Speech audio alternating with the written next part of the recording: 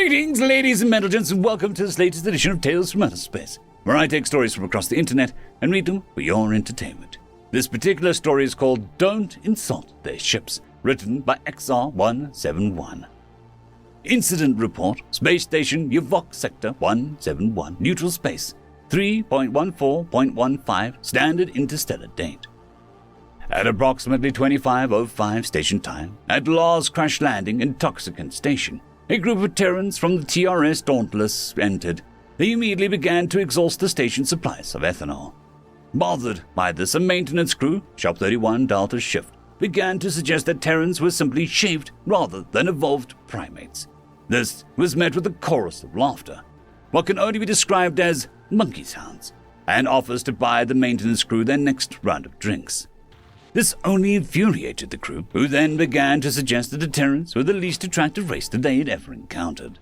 This was met with their senior leader, Senior Chief Bosun Mate Reg Barkley, responding in the affirmative that even his own hand fell asleep on him. Again, more laughter.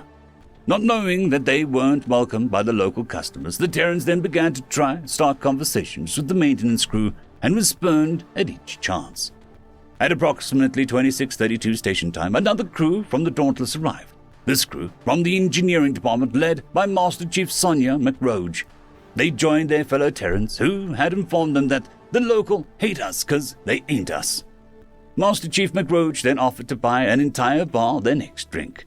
This was met by maintenance crew leader Rock, stating he would rather drink plasma exhaust than accept anything from crew monkeys flying a ship that would normally be hauled off a slag from a proper foundry.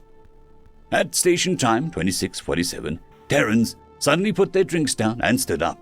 Master Chief McRoge then stated, "Lordy, don't you think you should rephrase that?" With the Rock replied there, "You're right, I shouldn't demean slag like that." Before anyone could react, Master Chief McRoge had landed on Punch and Rock's middle thorax, deflating his lungs, minor incapacitation. Maintenance crew 31D then all stood up. At this point, it was every Terran versus every Firelek.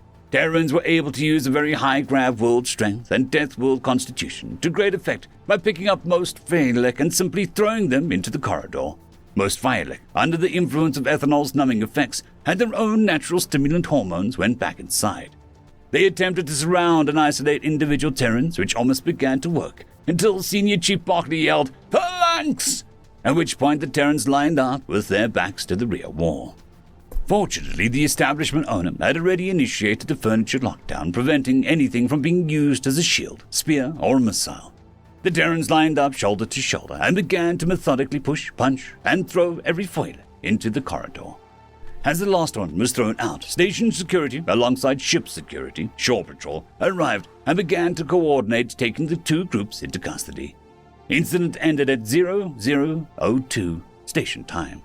Aftermath. Damage consisted of several serving glasses and hazmat removal in the form of circulatory fluid of both species, primarily Firelek, both of which the crew of the Dauntless had already paid for. Maintenance crew 31D is being sent for non-judicial punishment, with recommended sentence of 3 days confinement to quarters on reduced rations and reduced pay for 2 months. Additionally, regardless of sentence, they are being required to take a course in interspecies diplomacy, with an emphasis on Deathworld races. As the Dauntless does not directly report to us, I cannot with any certainty state what their punishment was, but I've been informed by a senior official that they were torn a new one. My concerns were dismissed when I reminded her about the Confederacy's ban on cruel punishments.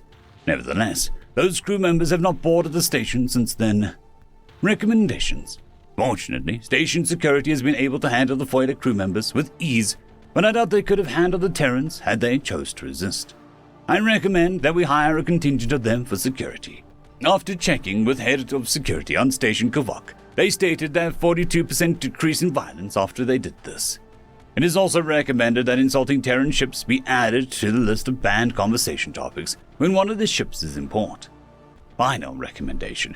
Anytime it is known a Terran ship will dock, all facilities will increase their orders of ethanol, skin-marking ink, and nutritional eggs by at least 250% per day to ensure both local and guest consumption. Chief Inspector Reichel Yovak Station. End of story. Story number 2. War on a Deathworld, written by Catfish21 SM. It is an embarrassing story, but I suppose that I lost our bet, so I'll let you in on it. It started about 300 human years ago. The humans hadn't even discovered warp technology yet. We thought that it would be an easy victory. According to the galactic standard regulation at the time, you could challenge another party to war in order to attempt to conquer a claim. If the war is won, then the claim will be made yours, and any population living on the planet will become your property. The issue with this is that you had to risk something of equal magnitude. That is not to say equal value, but equal equivalent value. In other words, since we were threatening to take over every planet the humans occupied, and their entire species, we had to essentially bet the same thing. Even if it was only one planet and a small occupying population, we had to bet something of equal magnitude, our entire empire. Of course, victory was a shoo-in. With our advanced technology and tactics, we had no chance of losing. Furthermore, according to galactic standard regulation, the attacking party can declare a maximum of up to 3 separate invasions, so long as the declaration is made up front. While one would be more than enough, our strategists wanted to perform all 3. That way, our victory could not be later protested, and it would ensure victory in the event of an unexpected natural disaster. It was a Deathworld, after all. No members of our species had ever stepped foot on a Deathworld before, and we never had any reason to. However, this one in particular was rich in many valuable resources and was a major temptation to our empire, one we could not possibly pass up. And so, we underestimated, quite gravely, I might add, how deadly a Deathworld could actually be. According to galactic regulations, the challenged species could decide the time and place of the battles. It had to happen within one standard cycle of their planet around its host star, except in some special situations. However, it was meant to give them a slight advantage. This system was in place to prevent large intergalactic wars and to save the Galactic Union money from having to recruit its own massive military. The invaded party would be given 3 options to respond to this formal declaration. They could either accept the declaration of war, offer reprimands of equal value to the disputed claim, or surrender the disputed claim. They chose to accept the declaration. They informed us to have our forces ready. They would assign the location and give us 1 day notice before the battle began so that we could be in place. We watched as they evacuated their civilians from the battle zones in anticipation of their notice. We were morons. Utter morons. The first location that they chose was a large peninsula at the southern end of one of their northern continents. They called the area Florida. The notice came to us in the middle of a heavy storm. Our ships landed and 10,000 troops departed.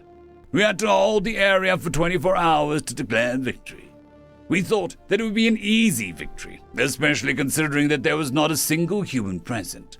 The storm was what the humans refer to as a hurricane. Not a single soldier returned alive. The next battle was only a few months later in a region that the humans refer to as the Arctic. It was in the middle of a season that the humans call the winter. Again, not a single human was present, and again, not a single soldier returned alive. The final battle was in the middle of what the humans call the dry season, in the middle of a place the humans call Australia. There our soldiers learned the true meaning of the word Deathworld. The recordings show giant poisonous insects called spiders attacking our soldiers, along with various other plants and animal life. Then there were the emus. Oh, the emus! Apparently, according to human history, even the humans themselves lost at least 2 separate wars against the emus. That was by far the most devastating loss, as not only did none of our soldiers return alive, but our dropships were infested with various dangerous organisms and had to be abandoned along with the personnel. It was the humans' right to declare us slaves and conquer our entire species. However, the humans were far kinder than we would have been. They let us off easy. We had to share our technology and information with them. We had to sign a defensive agreement lasting indefinitely with them. We had to help them find several suitable worlds to colonize, and we would never vote against them in the Galactic Council. Little did we know that this, our greatest loss, would turn into our greatest victory.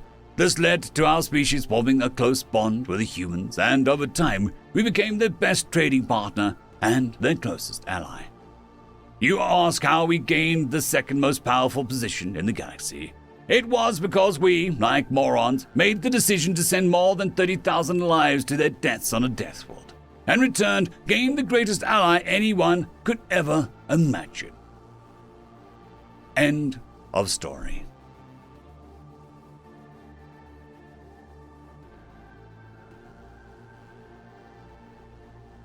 There is a new legend on the horizon. Blueberry Cat has taken the T6 Patreon spot. Thank you very much, and I'm sure that I speak for everyone when I say that. For Arnholtz, Bushmaster 177, and Leslie 517, thank you very much.